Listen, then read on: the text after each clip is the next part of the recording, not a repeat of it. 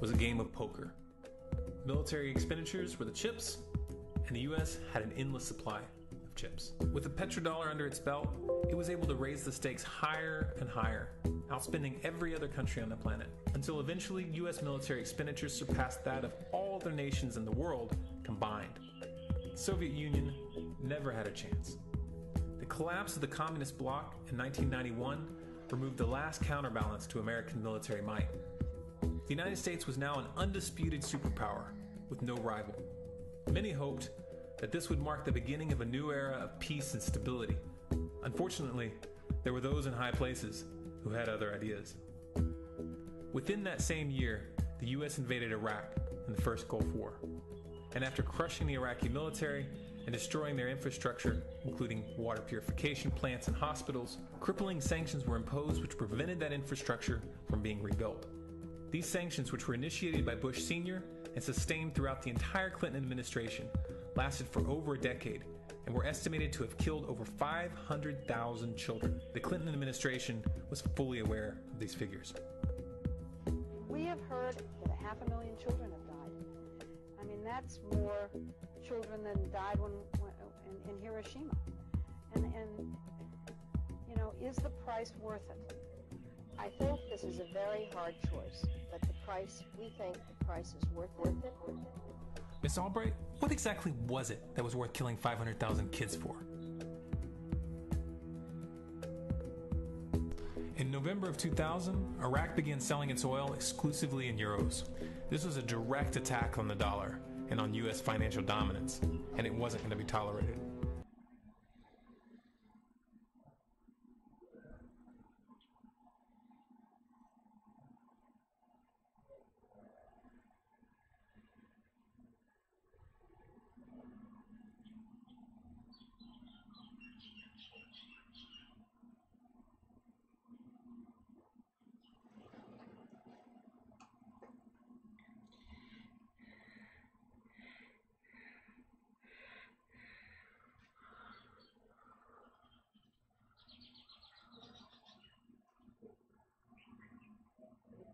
Oh, shit.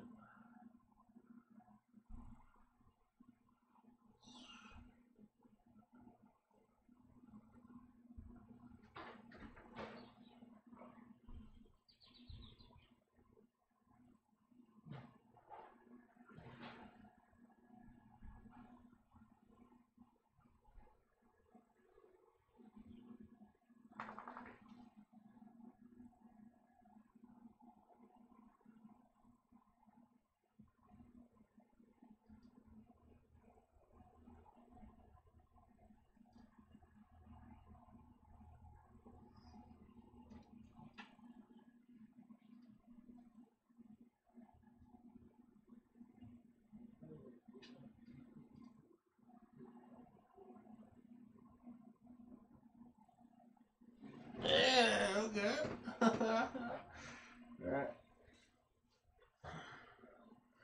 Greetings, dead slaves.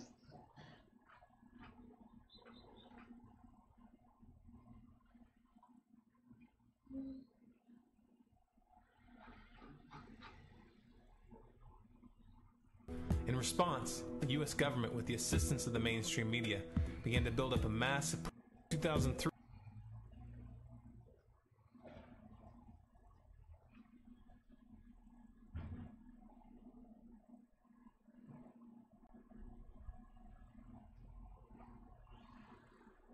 In response, the US government, with the assistance of the mainstream media, began to build up a massive propaganda campaign claiming that Iraq had weapons of mass destruction and was planning to use them. In 2003, the US invaded, and once they had control of the country, oil sales were immediately switched back to dollars. This is particularly notable due to the fact that switching back to the dollar meant a 15 to 20% loss in revenue due to the euro's higher value. It doesn't make any sense at all unless you take the petrodollar into account.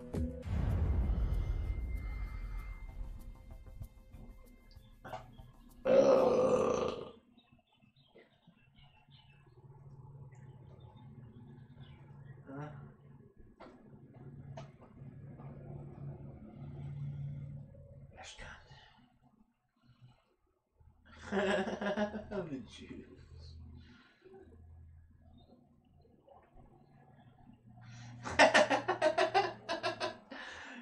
Xerxes made 5K.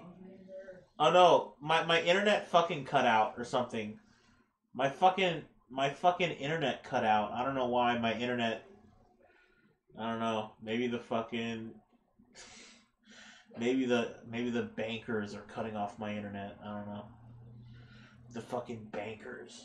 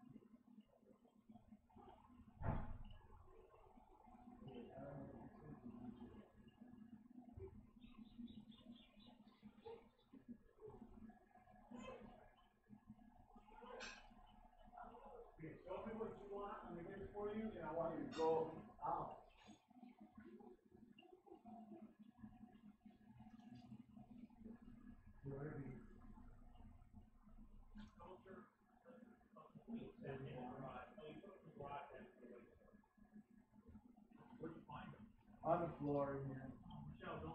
Yeah. She's digging it and stuff. Opens up the bag.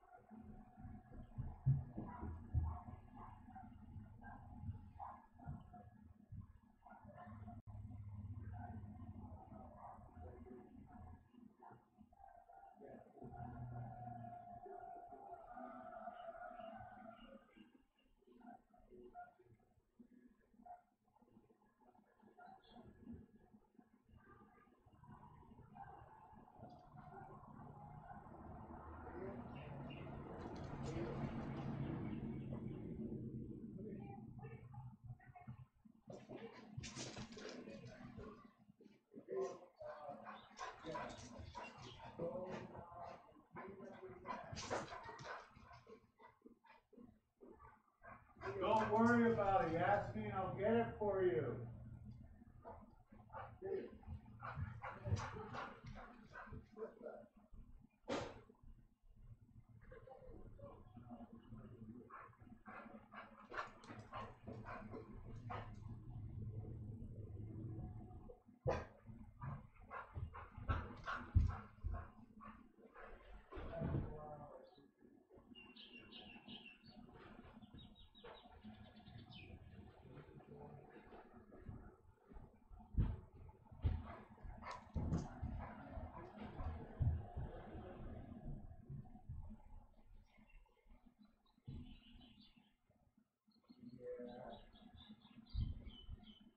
She goes in, that's great.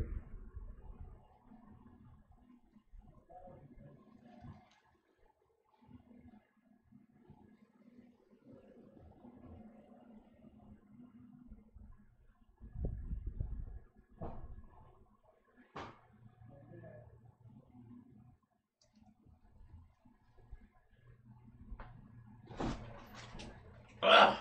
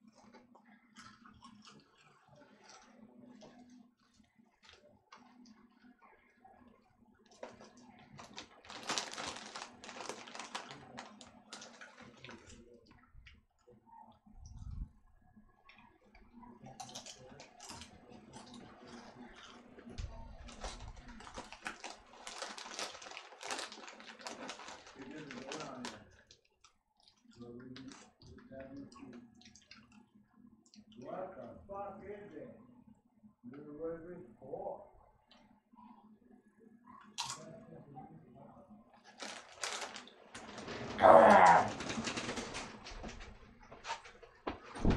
What are you talking about?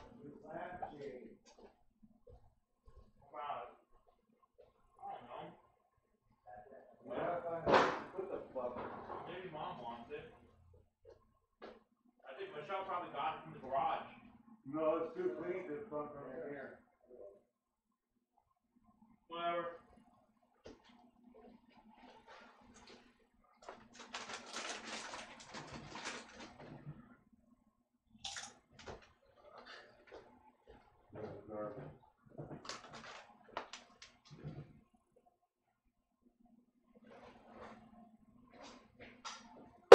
Yo, where did you get this? Where did you get this thing? Look.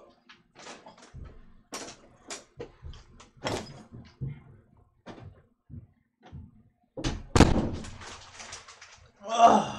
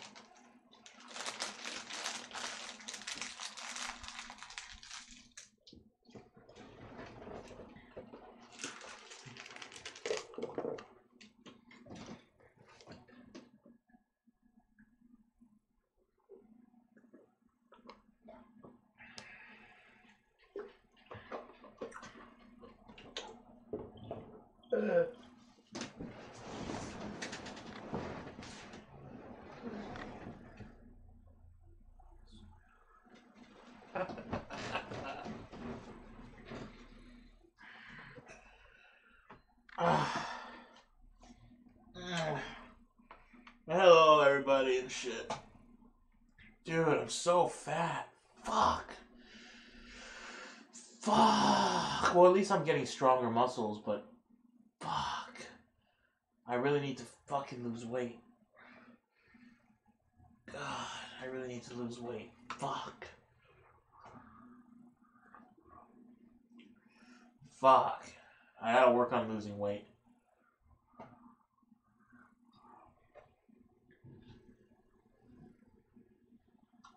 Colin Powell, who led the charge to war with Iraq by presenting false evidence to the UN in 2003, is also currently on the CFR board of directors. Indeed, the facts and Iraq's behavior show that Saddam Hussein and his regime are concealing their efforts to produce more weapons of mass destruction. My colleagues, every statement I make today is backed up by sources, solid sources. These are not assertions. What we're giving you are facts and conclusions based on solid intelligence. Those weapons of mass destruction got to be somewhere.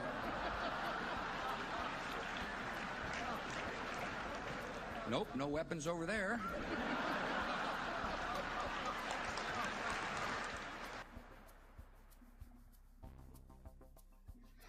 Holy shit.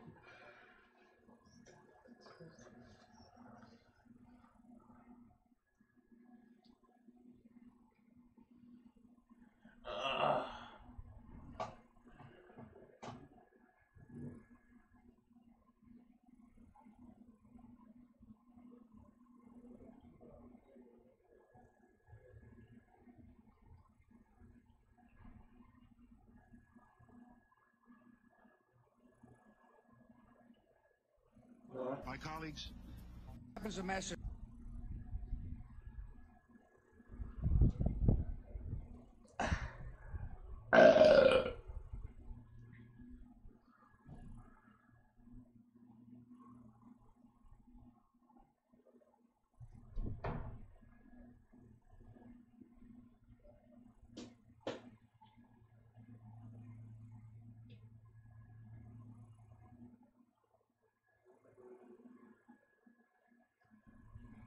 We're gonna free the shit out of you.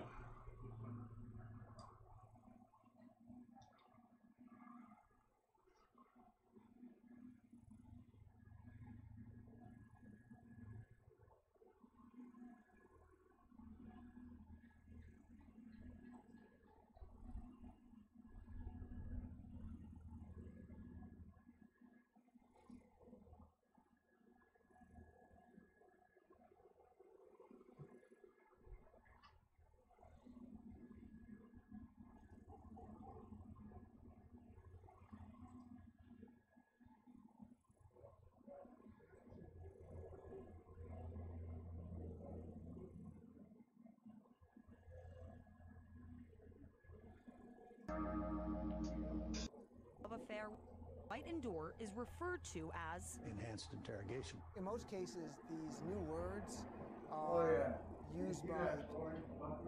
In my line of work, you got to keep repeating things over and over and over again for the truth to sink in. Not to push the envelope.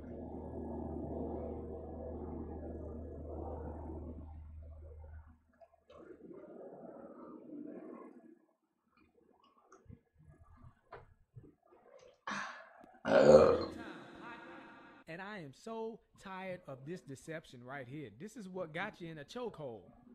The left versus the right. Left wing versus right wing. Don't you know the wings are of the same bird? A little corrupt bird is Obama. If in Let me try to find the, Your world government will fail, okay? You heard what the man said. Leave Chile. Why was that man so mad at him? You want to know about robbing each other? And it predates the NDAA of 2012, which authorized military detainment of U.S. citizens. This clearly shows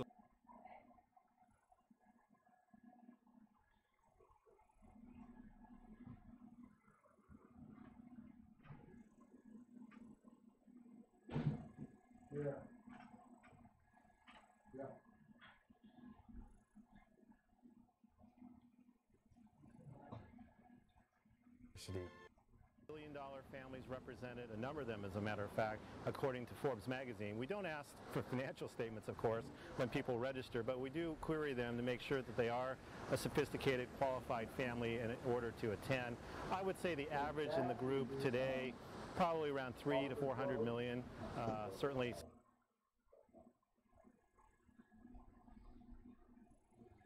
Some smaller than that, and obviously a number of them much, much larger.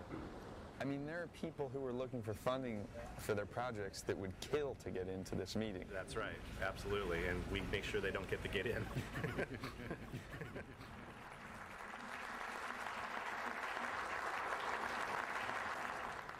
My goal as I get older for the families I serve, the few that I'm still consulting to, is to see if I can help them get to their 5th generations in good shape and go on from there.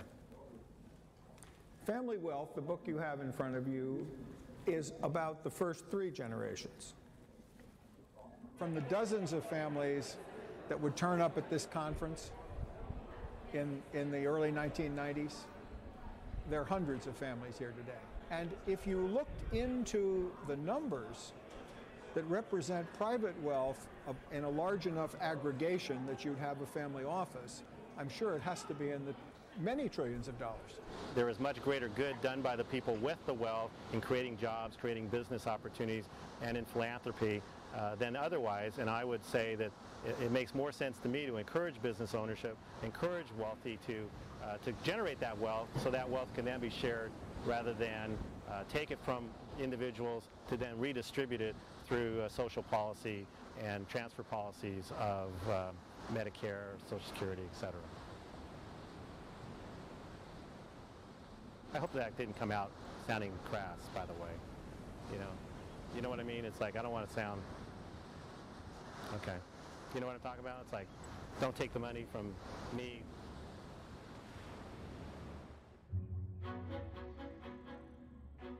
In the early 80s, the American economy was rebuilt around the interests of big business and wealthy individuals, with the idea that their success would eventually benefit everybody.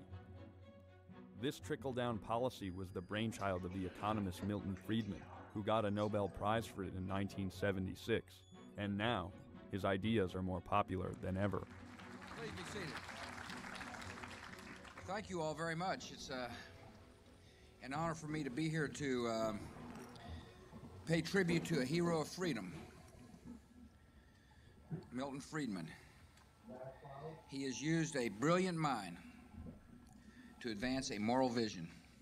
I've studied, the basics of your theories, and I've read about you in high school economics textbooks. Now tell me something.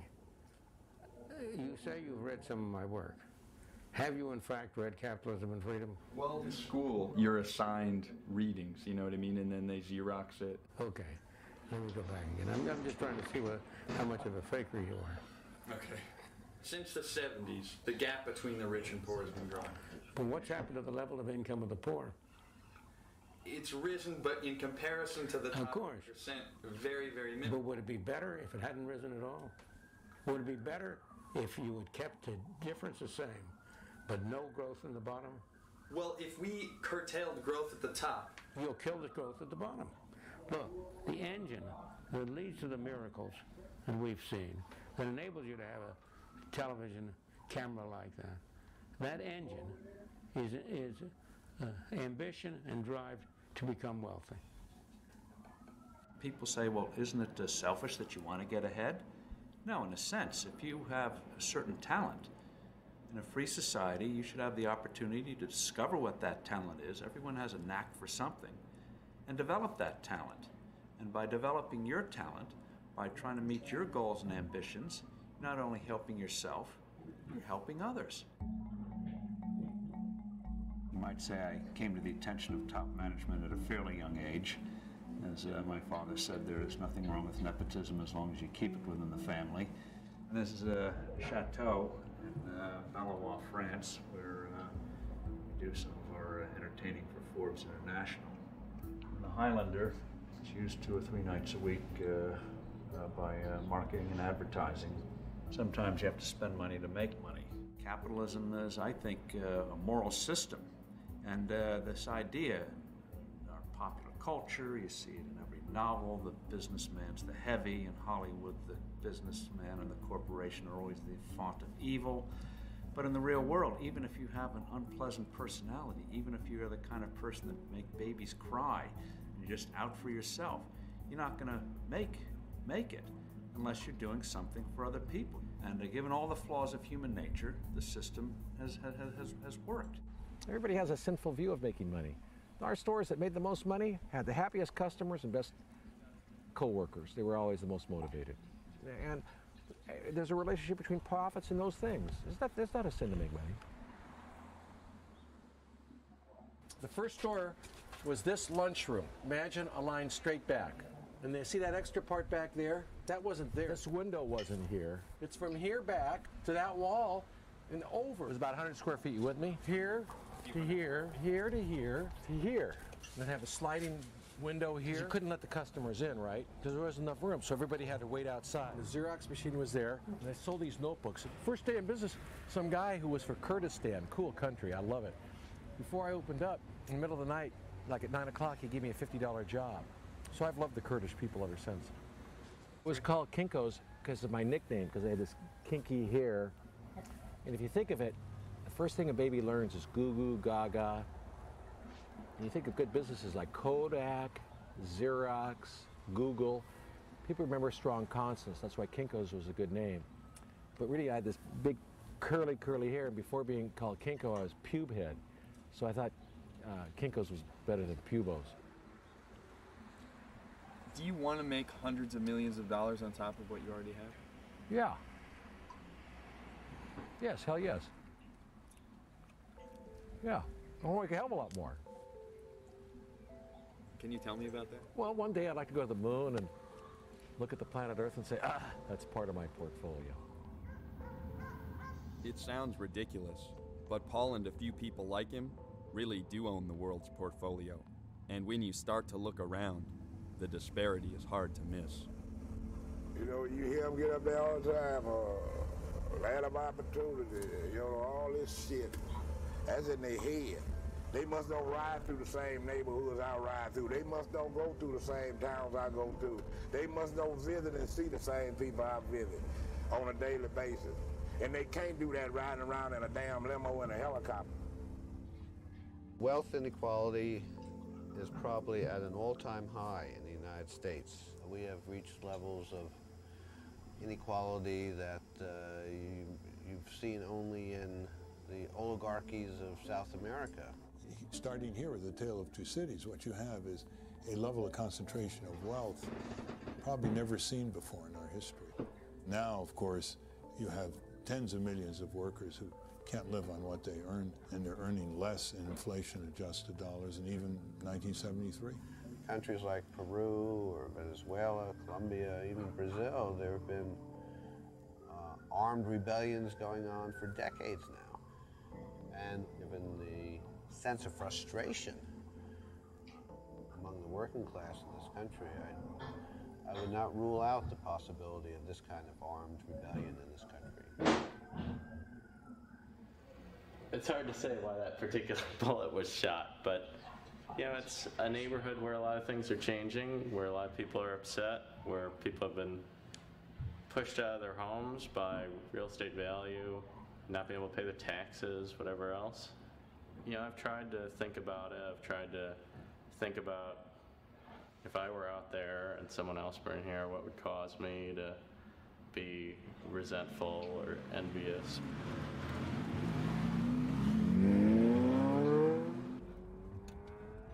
The south side of Chicago is one of the poorest inner-city communities in America. But now rich people are moving in and creating some serious changes in the neighborhood. Mr. Pants? Hey, Mr. Pants. Come on in, Mr. Pants. Pants.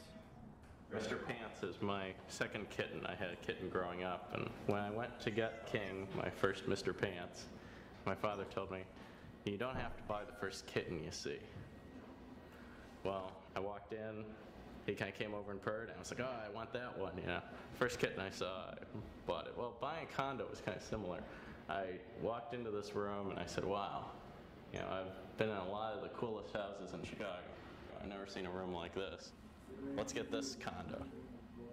So I got with my dad and we talked about it. And I said, wow, I gotta like run to an ATM and get the deposit and whatever. I was just freaked out about it. 30 days later, I owned the place and Haven't regretted the transaction since. It's a very thought-provoking place. You see the train go by and you're reminded that there are other places in the country other than Chicago. And you see what used to be housing projects are suddenly condos, and you wonder what impact you're having on the city and who lives here, who can afford to live here.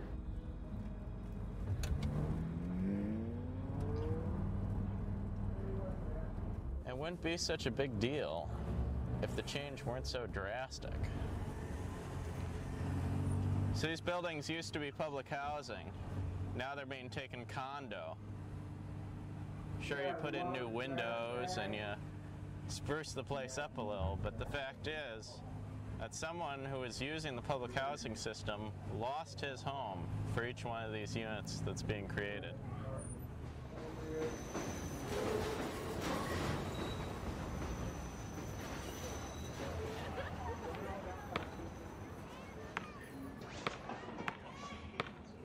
It's happening too quick.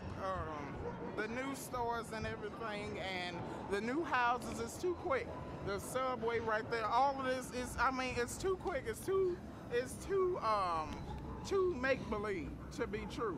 Because like 5 years ago, you would have never dreamed that those nice condos would be there, and then the subway would be there. Overall, I think gentrification is a tool that solidifies the stratification of classes. There are people who live in an area that becomes 100% people like them. Three big tools have been used in a lot of areas. First, you build a big police station. Secondly, you tear out all the basketball courts. What? And lastly, if there's a local public school that poor people attend, you tear down the school. They closed 3 schools up in our neighborhood. The middle school, the high school, and the baby school. Why? They closed 3 buildings. I don't know. I guess they trying to push us out the neighborhood. It's decent people living in the project. You know, pay their rent, people work. You know, everybody ain't the enemy. Just, hey, what's happening? You lived here? Yeah, I lived here approximately my whole life, 28 years to be exact. So this is the garbage they put up here that they supposed to have been taken down because the problem they had is fixed. This is our lobby. The phones used to work when the police used to have a police station right here. This used to be their police station right there. What happened to that? We ran them away. Well, the people ran them away because they was on BS. They got our mailboxes. Half of the doors don't lock on the mailboxes. You have email? Do I have any mail? I ain't checked the mailbox today.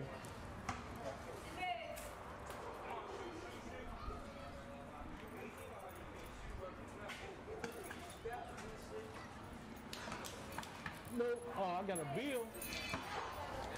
Yep, I got a bill from Tribune that I'll never get the newspaper if they send it to me. The changes in the neighborhood is changes in the neighborhood around us, not to us, around us. We got 1.5 schools in our neighborhood. 35, 40 kids in one classroom with one teacher. He can't teach everybody all, you know. He needs some help. So that's why all the kids, when they go in class, if they ain't getting no attention, they gonna run away. This land is worth more than what the niggas over here can give them. So what can you do with them? Displace them, and the ones that you don't want over here, you get rid of them. You get rid of them. You know, and what you use as an excuse, use the drug dealers, use the cocaine houses. You know what I'm saying? Cocaine dealers. You know what I'm saying? You use the people that's over here doing nonsense to try to get rid of nonsense. We grew up as a family. You know, one building to the next building to the next building. You know, you can sit up here and talk all you want to, but yet still, we love our kids. This is my son. Come here. This is my son. Do you feel like your kids have an opportunity to get rich in this country? Hell no. Hell no. They ain't no rappers. My kids ain't gonna be rappers. They ain't gonna be rich.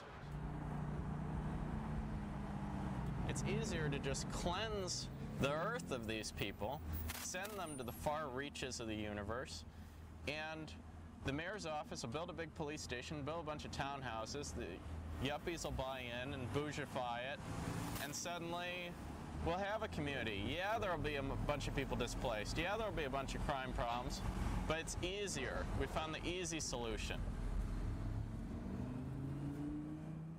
Charles Darwin did not invent the term survival of the fittest. That was Herbert Spencer, a social Darwinist who thought that if we just allowed the rich to get richer, that was good for society because we want to discourage the poor from having a lot of children and basically surviving. That kind of social Darwinist notion has stayed alive in certain quarters, and I believe that it is there behind much of the economic policies we are now seeing.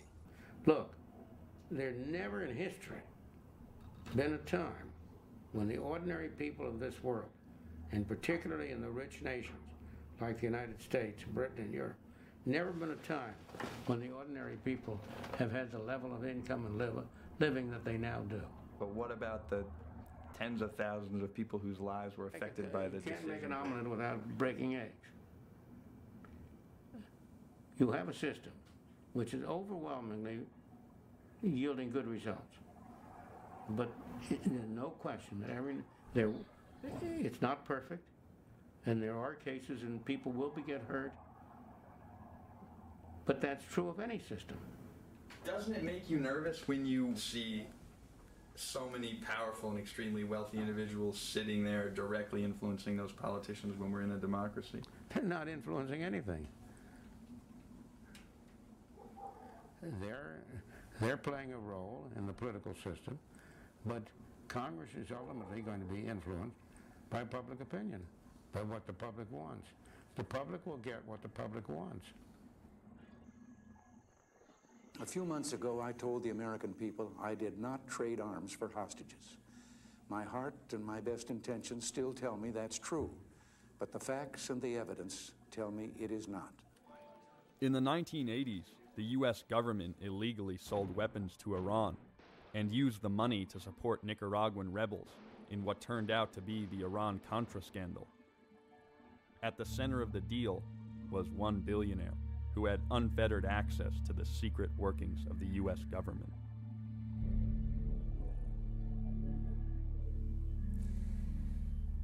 We got involved in this Iran-Contra story, which unfortunately backfired a little bit on everybody. They asked me to finance it. I said, okay. So I gave credit to the CIA for $1 million, and they shipped the equipment, and the Iranian paid me back. It was supposed to be a hush-hush operation. As business people, we have ways of manipulating the government officials, and they have ways of manipulating us. I take advantage of opportunities that come. In all relationship in the world, when you have contact, like if I have contact with you now, I will call you when I arrive in New York and say, hi, Adnan, I want to see you. I have to, it's nothing abnormal. You probably will take me out to dinner and introduce me to another person who I make business with.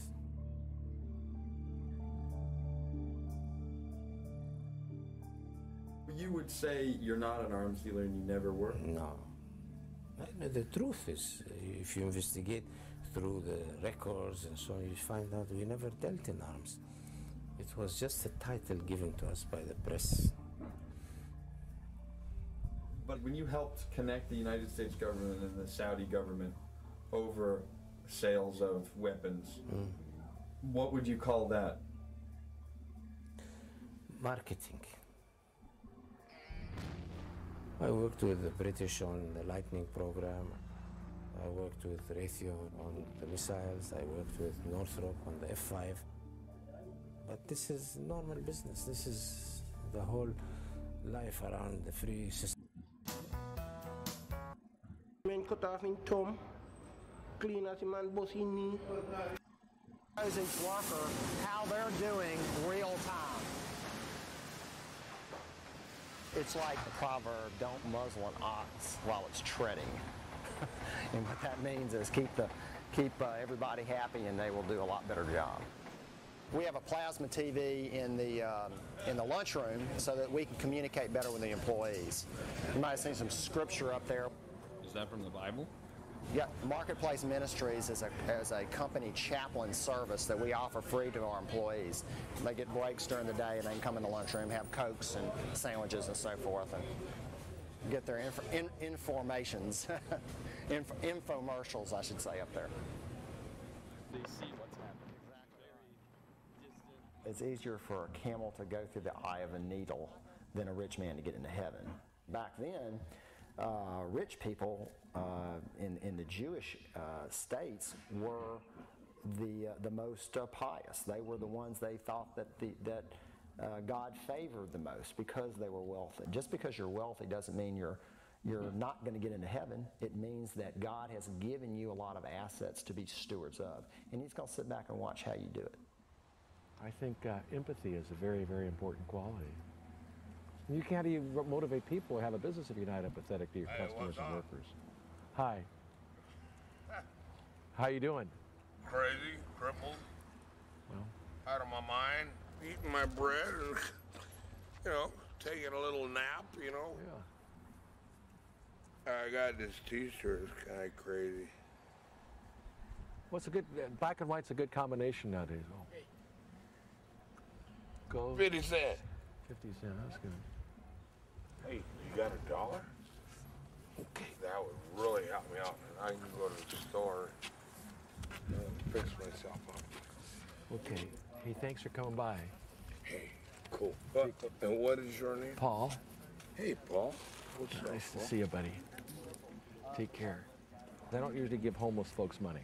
Unless a homeless person is playing music or trying to better themselves, selling pencils or doing something, I generally don't do much. In this case, I thought the most genteel way to also have him leave was possibly give him $1. You don't want to live like Mother Teresa. I mean, how do you take it to an extreme? How much do you, I mean, if you want to really be the minimalist, you live like Mother Teresa, or it's always an ambiguous thing. You should have a little bit of guilt and a little bit of pride. I don't know how to answer it. I'm the great-grandson of the meatpacker Oscar Mayer. And when I was 16, my father told me that I was going to inherit enough money, so much money that I wouldn't have to work. Wait, what? But I made a decision to give up that wealth. It's always an ambiguous thing. You should have a little bit of guilt and a little bit of pride. What did this guy I don't say? know how to answer it. Oscar Mayer? I'm the great-grandson of the meatpacker Oscar Mayer. And when I was 16, my father told me that I was going to inherit enough money, so much money that I wouldn't have to work. But I made a decision to give up that wealth. What? I grew up in a wealthy suburban community. And I went to school with kids who came to school in chauffeur-driven cars. Kathy Iacocca. His dad was Lee Iacocca, Alfred Taubman's son, who owned Sotheby's auction house. These were the kids I went to school with. So I grew up in a wealth bubble. But I remember thinking at that time, there's something wrong here. Something about unfairness. That's about as much as I remember that little seed was probably planted then. And then I wrote my dad a letter basically telling him that my intention to give away the money that I had. He called me after he got the letter. He said, I'm coming to Boston. I want to talk to you about this. And he came out and he said, you've been away from home for about 10 years now. I don't quite understand this decision. Maybe you should sort of tell me what's happened since you left home. And so he listened to me for a while, just talk about that. And then he kind of, at the very end, he says, okay, I understand what this is about. I don't think it's a good idea. And my questions have to do with, have you really thought through all the consequences of this? Like, what if you have a child one day, and that child has a severe disability? And he really pushed me on all these what-if questions, all the sort of worst-case scenarios. For me, it always came back to, well, I would be in the same boat as 98% of the people I know. Now, I do meet people today who say, it's hard to get by on 50 million, you know, I need more. I think those people are sick, you know, to need that much to have a good life. I mean, I think you gotta take a look at yourself there, buddy. You know, if you feel like you don't have enough at that point.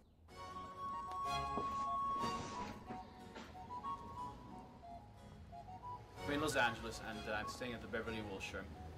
People ask me why I stay at the Beverly Wilshire rather than other more trendy hotels. And my answer, I think it's an important point of distinction, is that I'm really not interested in being cool. I'm interested in being served.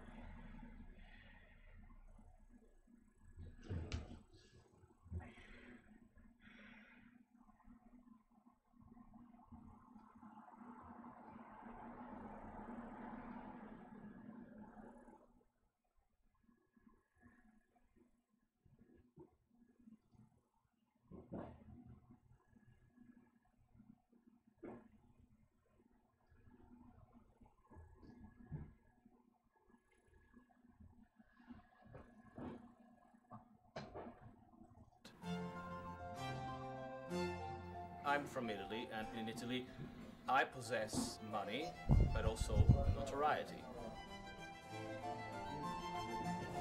Notoriety for what? For having been rich for, say, 5 centuries. When I moved to New York, all I was a young kid with money, and I really felt that there was something missing. At home, I was, you know, the Baron. Here in America, you're nobody. Are you a model, or do you act, or I'm just asking. No, I don't do anything. Actually, that's the point of the whole documentary.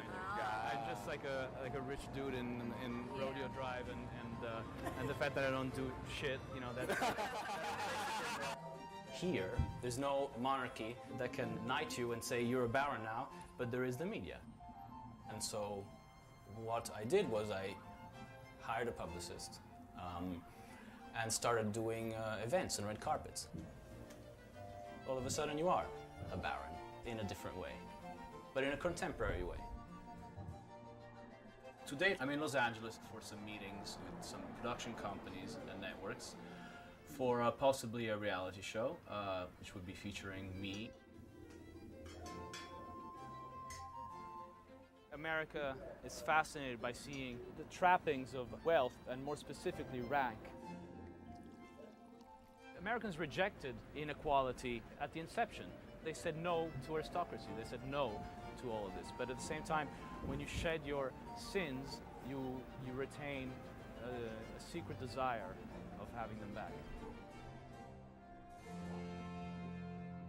Do you believe that AIT engaged in proper I can't comment on what they did. In America, some of the richest citizens are treated like aristocracy, even when they go to great lengths to control how the public perceives them. When I contacted Warren Buffett about this film, he refused to talk.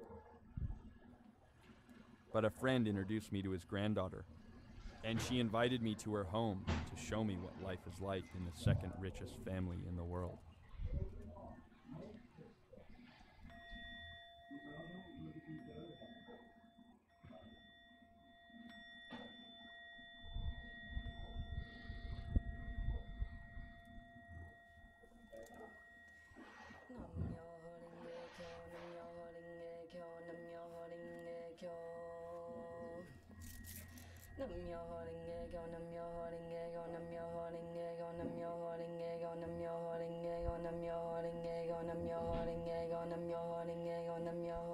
I think when we can really let go of excessive stuff and the need to, you know, kind of have excessive stuff is a real,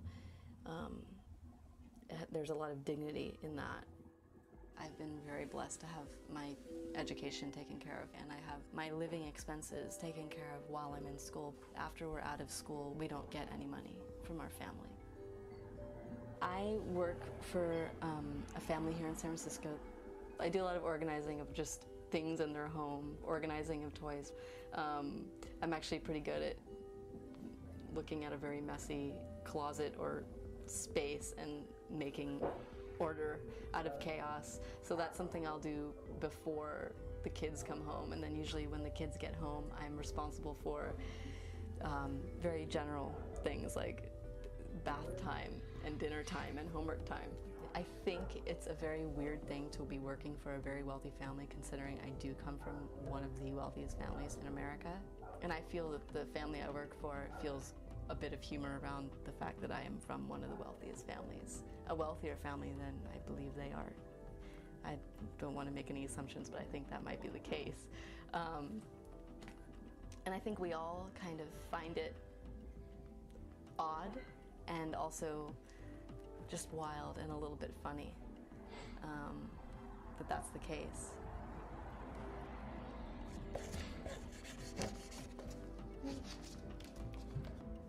Since I was like 18, I've been totally focused on making art, being an artist. I transform a lot of my questions, doubts, and fears through art.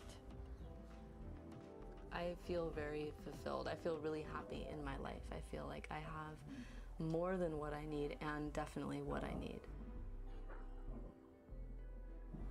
How do you feel like your grandfather would react if he saw you in this video?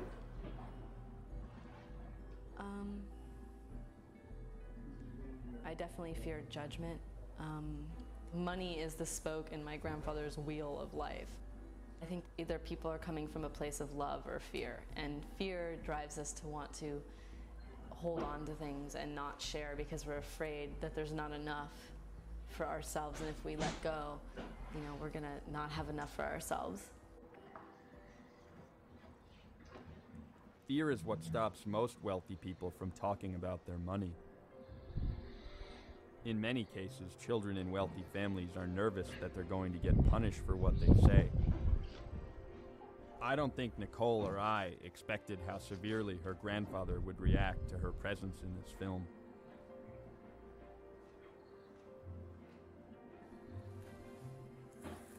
But after the shoot in her studio, she received a letter from him that surprised us all. So, did you read that first opening line? No, do you want to? I read, "Dear Grandpa, I guess in the letter, he states that their relationship is over and that she is no longer a member of their family. The rest of my family adopted you as a niece or a cousin. Because I was in this film, you know, it has made Grandpa, you know, upset to the extent that now he's going to say I'm not his real granddaughter." In this picture of Grandpa and us as little girls here, I've spent months and years of my life at his home in Omaha with just my twin sister and I. In spring break, we would go and visit him, and we would stay in his home, and it was just us, and we spent so much time bonding as his grandchildren. Money is a part of life. You have to make money to live. And so, but I think that when that element of necessity is taken to an extreme, there's an imbalance there. And with that monetary imbalance comes an emotional imbalance. At the same time of Nicole's struggle with her grandfather, Warren Buffett came out and announced that he was giving a majority of his fortune to charity. I asked Nicole how she felt as the world celebrated his generosity. I feel that who my grandfather is publicly, as a public figure, and who my grandfather, Warren Buffett, is as a grandfather, as a father, as a brother, as a son, are two completely different things. Warren Buffett's reaction to the film ended up in the newspaper. My family started to get nervous, and they called me in for a meeting with my father and his financial advisor. Jamie, I don't agree with the thesis of your movie. I don't respect the way in which you documented it.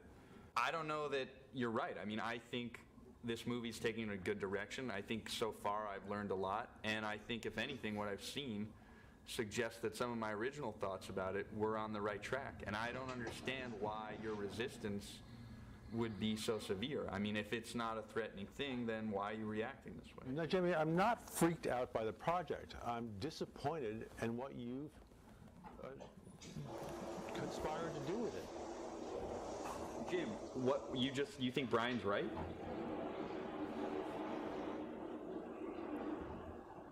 What do you mean, Brian? He's upset.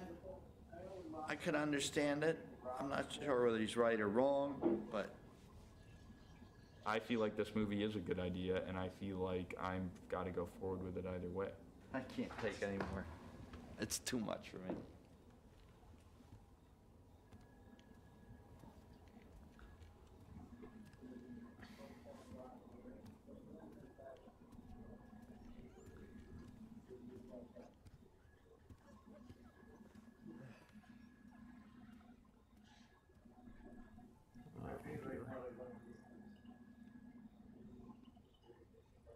Well, Brian, I don't understand why. I'm human. I get pissed off when you say, okay, fine, I'll go do my homework, and you don't. I don't need it. It's a pain in the ass. You're behaving like a little arrogant Trustafarian. You know, come on, give me a break.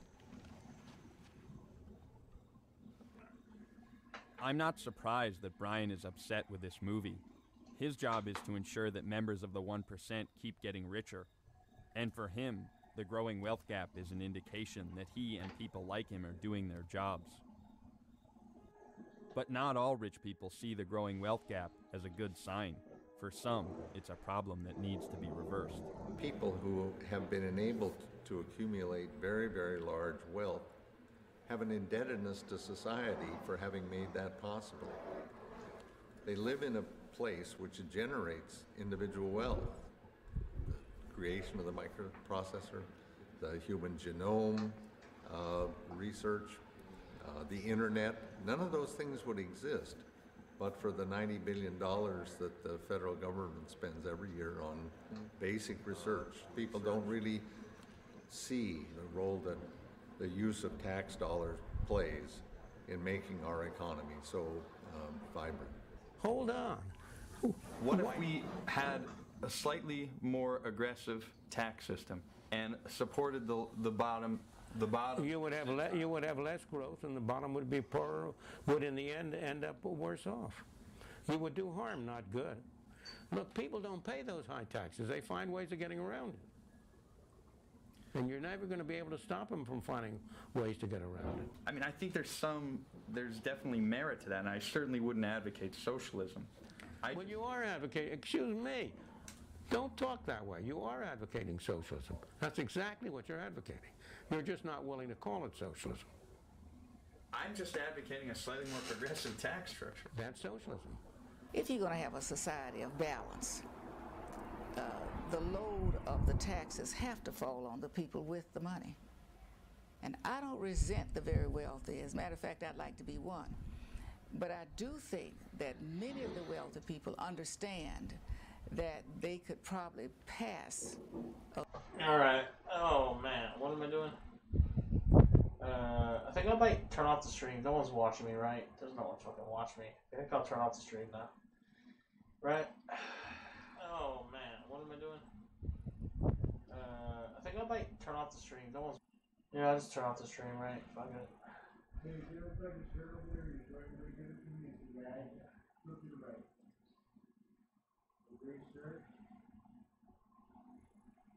Oh, well, I think I should turn off the stream. I don't know, man. Oh, God. Oh. Or maybe I'll just keep it running, but I might have to turn down the volume over here or something like that. Because I can't play the music that I want to play. I'll just turn it down a bit, I guess.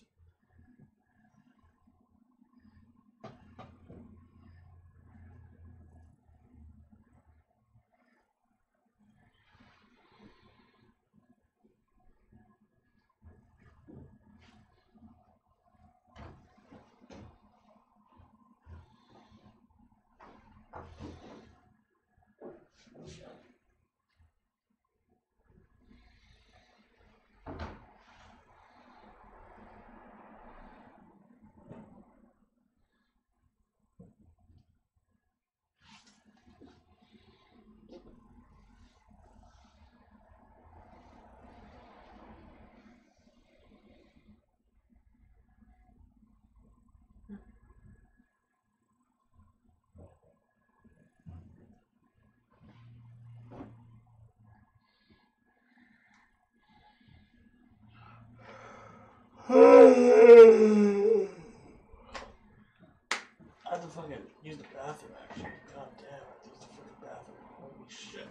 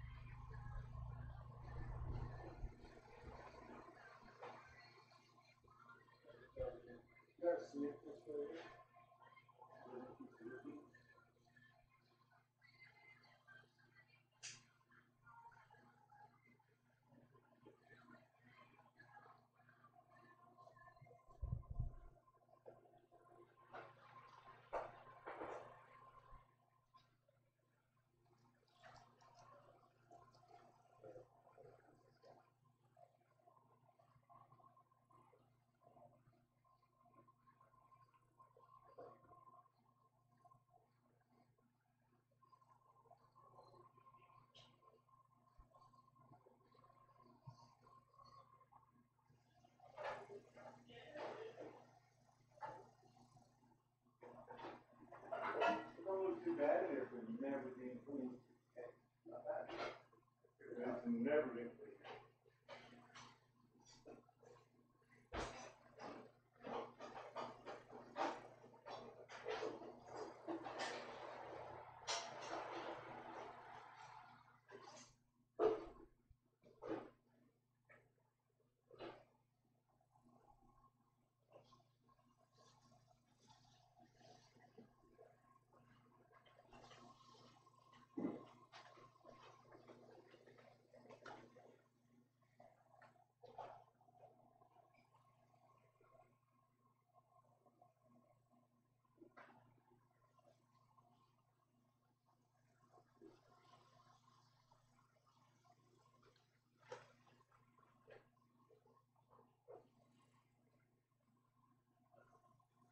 You know what's the bomb on this fucker?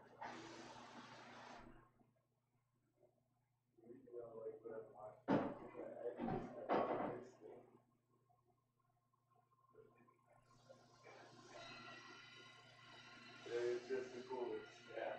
Yeah. Like, you know, it's like all the dishes are clean, huh? Like, I wash everything off with this. That's that. You know, it's cool, like, you know, if you have a bunch of, what's that called? Like, cigarettes. You know, it's just, but that's just showing you a little bit. Comes in handy. Right?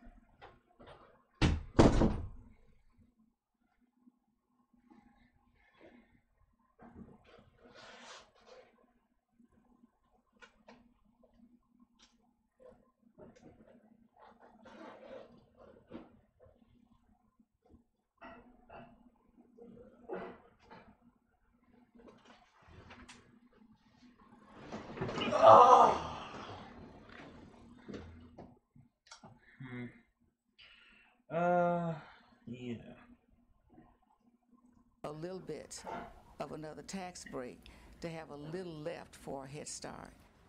Back in the because we have not held government down the side. I'm nervous that because we're not asking the right questions, because we're not willing to curtail our rapid growth, because I think it's time for you to get out of here. We're at the stage now where the gap between the rich and poor is... You've exhausted my patience. I have. There is no equality in life. Forget about it. We are what we are.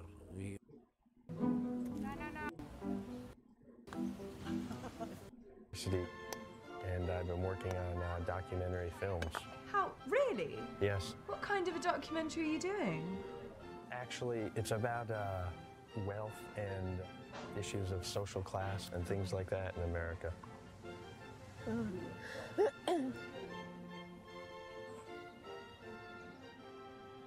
You cannot film this. I'm serious. All right, I think you're being unreasonable. I think it could be interesting. Go home.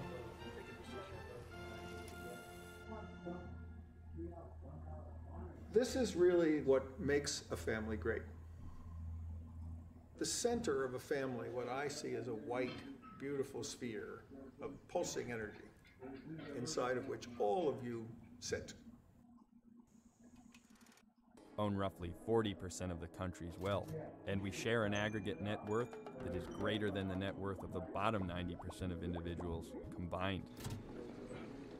Even though the last 28 years have brought America the largest economic boom in the history of finance, most of the rewards have gone to those who were already at the top of the list.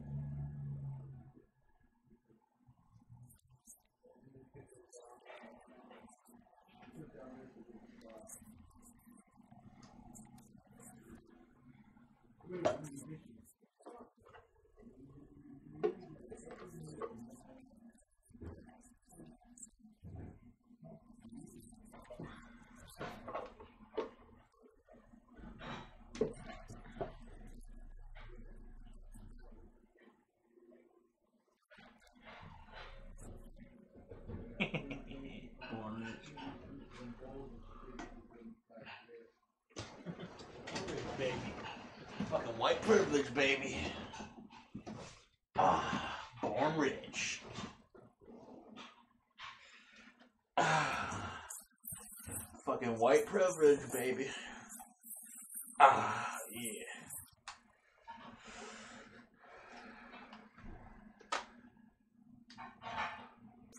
Born rich. Ah, yeah.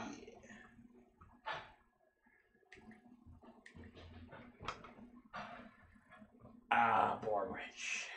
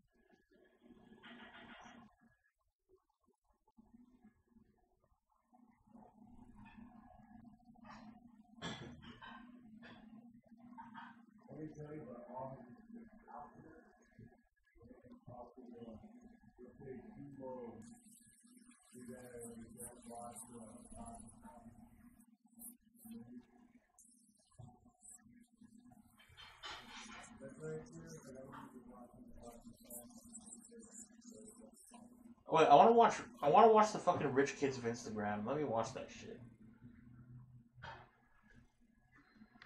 I gotta watch the rich kids of Instagram.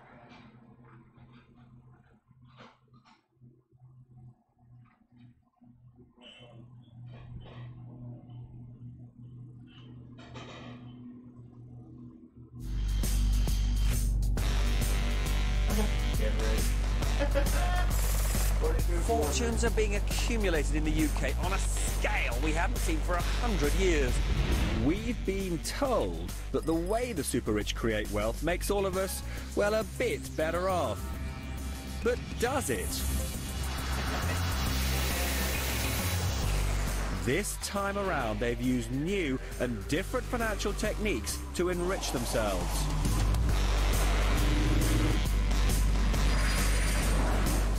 And right now, they're the big winners, and we seem to be the losers. I'm going to tell you how the new super rich are making their fortunes and why we're picking up the bill in a global greed game.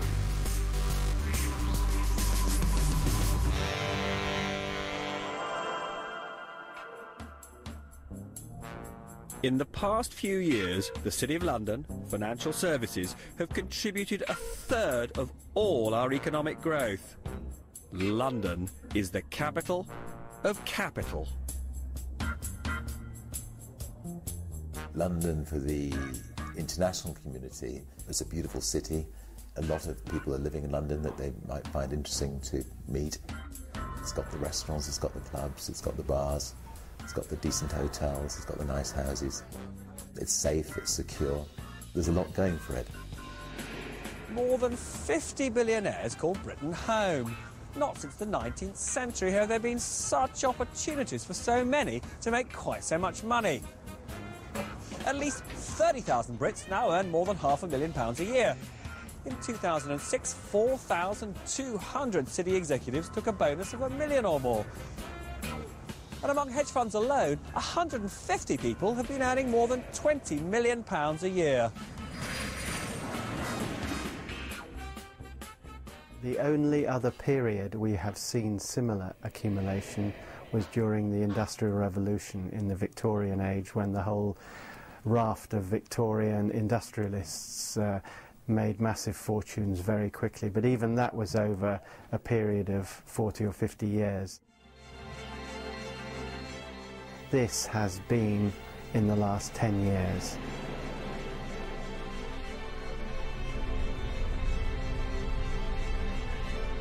When you're coming here with several £billion, you travel around in armoured limos guarded by people who look after you.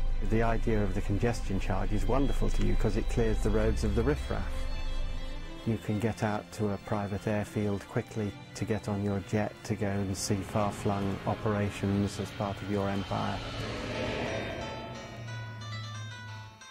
And they've created ghettos of fabulously expensive property. This house in North London recently sold for £50 million. The new owner will be spending probably another up to £30 million creating what will probably be the most desirable house in the world. And just outside London is this brand new 26-bedroom mansion. It's on the market now for over £70 million, but it's the running costs of over £1 million a year that means only proper billionaires need bother to view it. Even so, the developer, Leslie Allen Verco, tried his best with me. So this is a private swimming pool, is it simply for the owner of the house? Unless, of course, the owner of the house wants to allow people to use it. The ensuite swimming pool. Why would you want 5 pools, do you think? Because you've got 5 pools, haven't you, in this house? What family needs 5 pools? You genuinely need to like swimming. This bathroom area is about 800 square feet. Putting it into perspective is about the size of the average 2-bedroom flat in London. That's just for your towels, that room, is it? I feel rather disappointed I haven't got one of those. It's the size of a decent-sized kitchen for me. Jewel-encrusted gold taps. That's very good, very nice. Definitely going to have one of these in my home.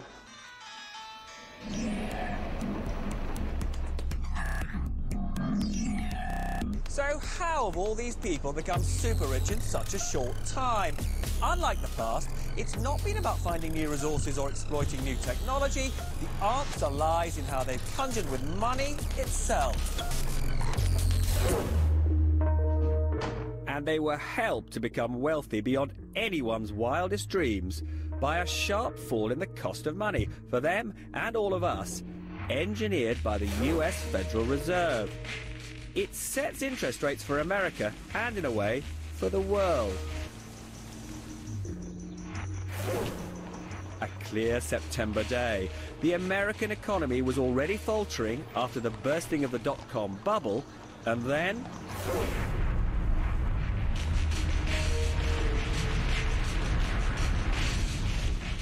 the world's most powerful central banker, Alan Greenspan, feared the terrorist outrage would further undermine the confidence of businesses and consumers, so he kept interest rates unusually low. American interest rates were tonight cut by 0.5%. The Federal Reserve base rate now stands at just 1.25%, the lowest for 41 years. After the bursting of the dot-com bubble and 9/11, Greenspan slashed rates to just 1%. And the supply of credit soared because the great exporting nations, such as Japan, China, and those of the Middle East, were generating vast surpluses and lent much of their cash to us in the West. Finance is global, so it became cheap to borrow money anywhere. For private individuals, and especially for businesses, tycoons, and financial institutions, they went on the most frenetic borrowing spree the world has seen. With so much money sloshing around, the price of assets, from paintings to houses to entire companies, soared. £65,000. So people borrowed more against the inflated value of their assets. The valuation of property, the valuation of shares, art, jewellery, etc., was soaring, and the central banks on the whole said, this is not our business. We don't manage assets. We only manage price inflation. With markets rising, borrowing vast sums for investment was the route to magnificent fortunes. It's what bankers call using leverage.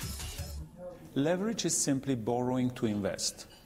You're not investing your own money, or you're investing part of your own money, but you borrow to invest more. So that's leverage is borrowing to invest. When we borrow for a mortgage, we're leveraging. As simple as that. The power of leverage to multiply profits is a common experience for millions of us who borrow to buy a house. If you put down a £10,000 deposit when buying a £100,000 home and borrow the other £90,000, and that house then rises in value to, say, £110,000, well, your £10,000 doubles to £20,000. You make 100% profit. That's the magic of using the bank's money to finance most of the purchase. And in a rising market, the more you borrow, the greater your profits. The level of debt that became available for deals became very, very high. And what was really uncomfortable was that not only was it a high level of debt, but every passing month you could get more and more debt. With debt so cheap, deal makers were borrowing mind-boggling amounts to invest in financial markets, in property, and in commodities, or to buy entire companies. Banks were willing to lend on multiples that they'd never known before. The past 5-6 years have been unprecedented in terms of cheap debt, quite frankly. And have we benefited from that? Absolutely. You know, I would rather be lucky than clever every time. So we'll take every bit of luck that's going our way.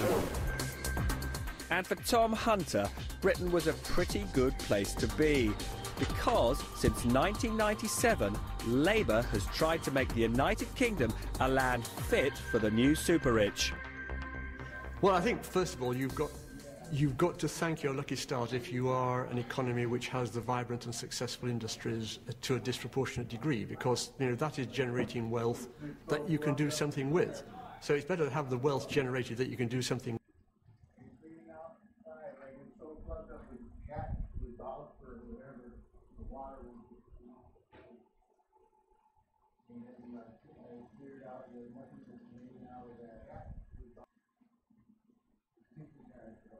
What the fuck?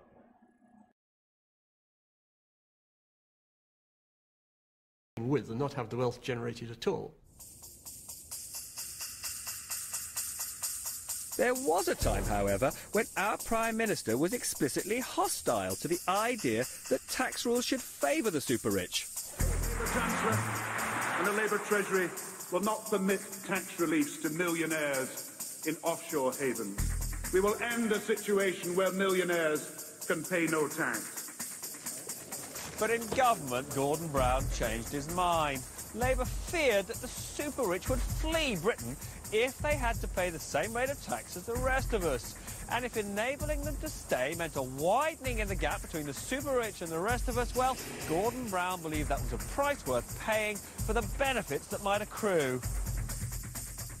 We want the best people in the world to come here because the spin-off and the clusters and the multiplier effect of them building businesses within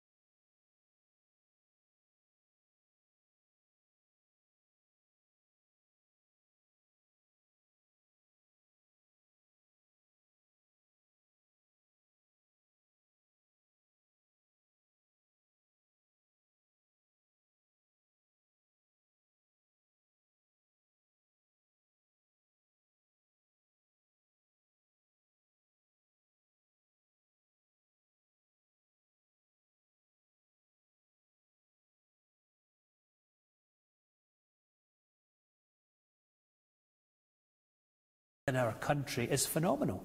And why not have the best in the world right here? We've had the extreme case. There are people in my industry who have literally lived in the country more than 40 years and claim to be non-domiciled and pay very little tax. Now that seems to me, both politically and indeed, at some danger of the word, morally, fairly repugnant.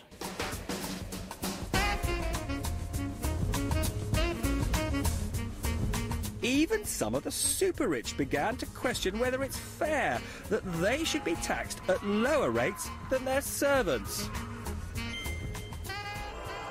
There's lots of things about my industry I don't like, quite frankly.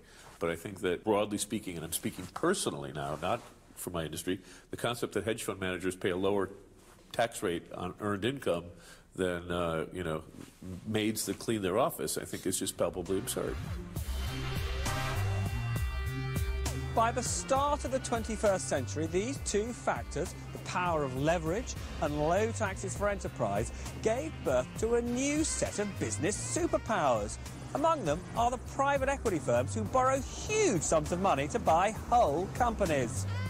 Private equity has demonstrated that if you go into situations in the company sector with clarity of purpose, strong drive, determination, a readiness to pay people incentives to do the difficult things, you can make big returns.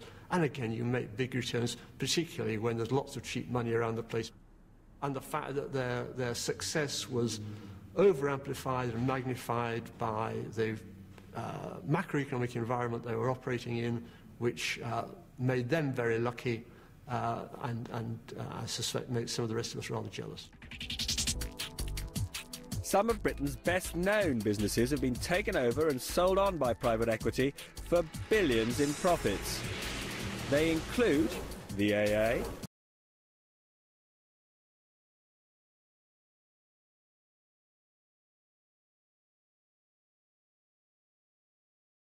Saga, Homebase and Travelodge. The technique used by private equity of buying companies with borrowed money is also employed by Philip Green. He owns much of the British High Street. I think we probably own about 12. Dorothy Perkins, Topshop, Burton, Wallace, Topman, BHS. That's a nice piece of real estate, isn't it? We actually own that. It's probably worth in excess of 200 million. Sir Philip and his family pocketed a £1.2 billion dividend in 2005, the equivalent of the pay of 54,000 British workers on average earnings. And there was no tax to pay on it here because it was received by his tax-exile wife, Lady Green.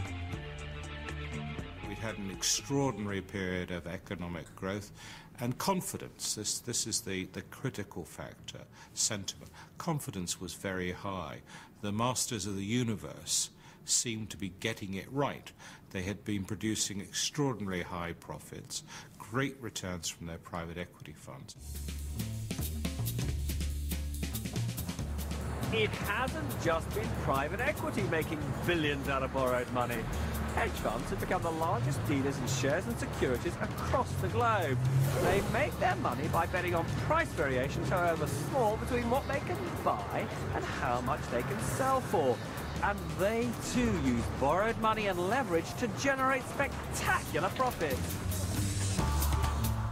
Private equity will take control of a company. Hedge funds will trade a company. It's a very different, they'll trade the shares of a company. So it is a very different beast. And how much do you have under management in total? We've got about $10 billion. Hedge funds are enormously powerful now in the financial system. There's a lot of them. They manage a great deal of money.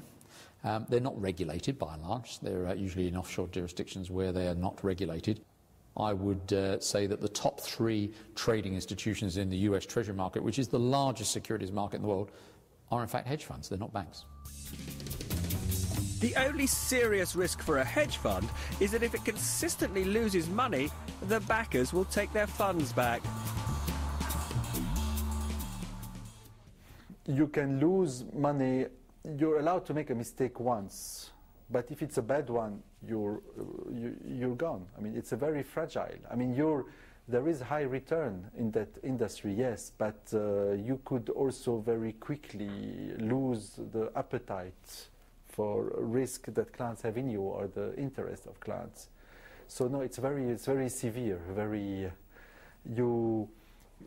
Nothing is taken for granted because you are the ultimate risk taker. And you here manage how much money now? Now we have around $4.2 billion. Using funds from wealthy investors and huge amounts of borrowed cash, colossal fortunes have been accumulated by hedge fund managers. In 2006, an estimated 10 of them earned more than $500 million each, and 5 are thought to have trousered more than $900 million in that single year. They included George Soros, a consistent winner who famously made a killing when he sold the pound on a colossal scale and helped to force sterling out of the European exchange rate mechanism in 1992. The average person did not get much benefit from the boom, the super boom in the last 20 years. It's really the people like me who have really earned enormous amounts of money. Every soul will know its fate when they arrive at the pearly gate. The spirit of an age can be captured in its art, so perhaps this is the symbol of all that debt-fueled financial excess. Damien Hirst's For the Love of God. The glittering death's head, encrusted with 8,601 diamonds, is said to have been sold to an investment consortium for £50 million. But the details of its sale are shrouded in secrecy, as are so many of the transactions of the new super-rich. What's its intrinsic value? There's quite an argument about that. Who actually owns it? No one seems quite sure. In many ways, the glitter and the ambiguity seems to capture perfectly the spirit of this age of easy money.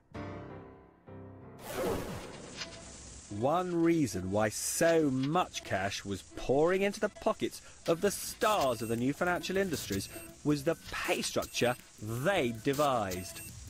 They wrote the rules of the greed game so they couldn't lose, though it turned out that most of us could.